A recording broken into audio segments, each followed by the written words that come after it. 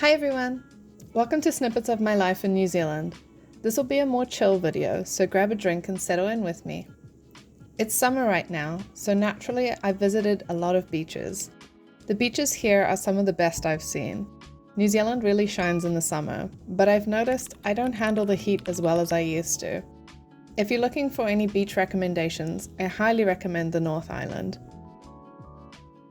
In Auckland, I revisited the Viaduct, a place that brings back so many memories of my university days. I used to longboard around here late at night, soaking in the atmosphere. Now, after living overseas, it's a little sad to see that many of the small businesses that made Auckland unique didn't survive the pandemic. We also stopped by the War Memorial Museum to see the Relics Lego exhibition, and I absolutely loved it. With Jackson and Alex. We are the creators of Relics, A New World Rises.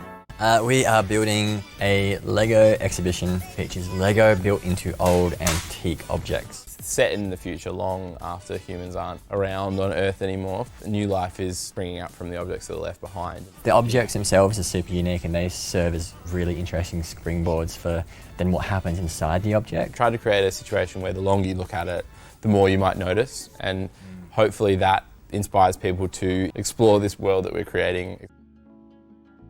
I used to play with Lego a lot as a kid, so seeing all the unique and creative designs was nostalgic.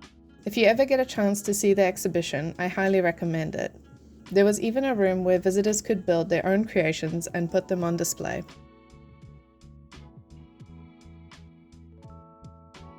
After moving into our new place, I finally set up my desk.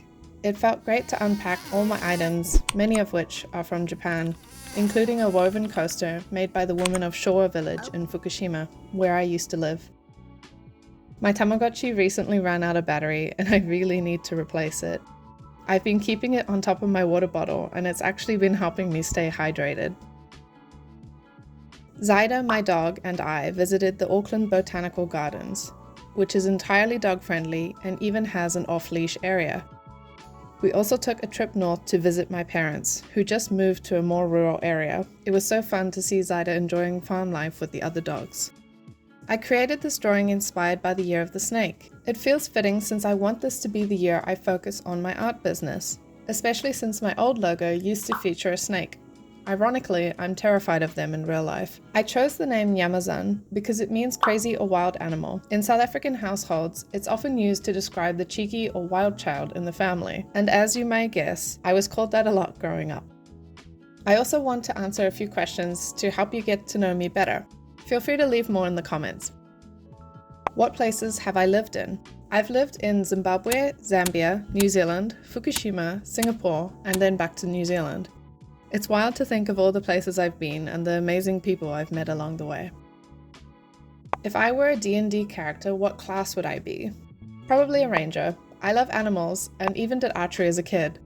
The idea of being able to talk to animals sounds amazing. What are some of my favorite books, movies, podcasts, and music? My favorite book is Project Hail Mary by Andy Weir. I'm so excited for the upcoming film adaptation. My favorite movies would be The Secret of Moonacre, Aristocats, Spirit Away, and The Banshee Chapter. My favorite TV show would be The Haunting of Bly Manor.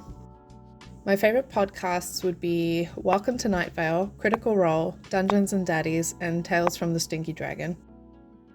My favorite music artists are Panic at the Disco, Fall Out Boy, Lady Gaga, Atarashi Gakko Leaders, and The Beaches. What are some of my dream creative projects? I'd love to create a full line of merch, ranging from stationery to larger items like snowboards, surfboards, and longboards. Designing my own game, tarot deck, and unique stamps is also a big dream of mine. If I ever get the opportunity to collaborate or showcase my work overseas, I'd be absolutely thrilled. One of my biggest dreams, though, is to cultivate a creative and supportive community, sharing artwork, learning together, and inspiring each other. What's my go-to art tool that I can't live without? That would have to be my sketchbooks. Drawing in them is both therapeutic and at times stressful. I've kept all my sketchbooks since I started drawing in 2010. Some of my old work is a little embarrassing, but I'm grateful to my past self for putting in the thousands of hours it took to get to where I am today. I took a trip to Sylvia Park and found the cutest stationery store called Goody Goody. They had a DIY section where you could make your own bracelet or phone case. I picked up a capybara sticky notepad and a stamp pad. Of course, I had to stop by the Pop Mart store to check for Nyota blind boxes, but they didn't have any. Do you collect any figures? I don't have many, but there have been so many amazing ones lately. After shopping, I went to the Hoyt Cinema to see Nosferatu. The Lux Cinema was super fancy, with reclining seats.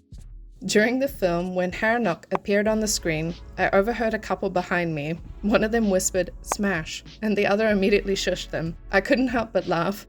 The cinematography and storytelling were incredible. Robert Eggers is definitely a director I'll be following closely. The typography in the film was stunning too. I looked up the designer Teddy Blanks, and I learned he also created the title designs for Barbie, The Lighthouse, and Hereditary. Now I really want to try designing my own Gothic cursive font. Movie tickets are so expensive these days, but I'm glad I got to see Nosferatu on the big screen.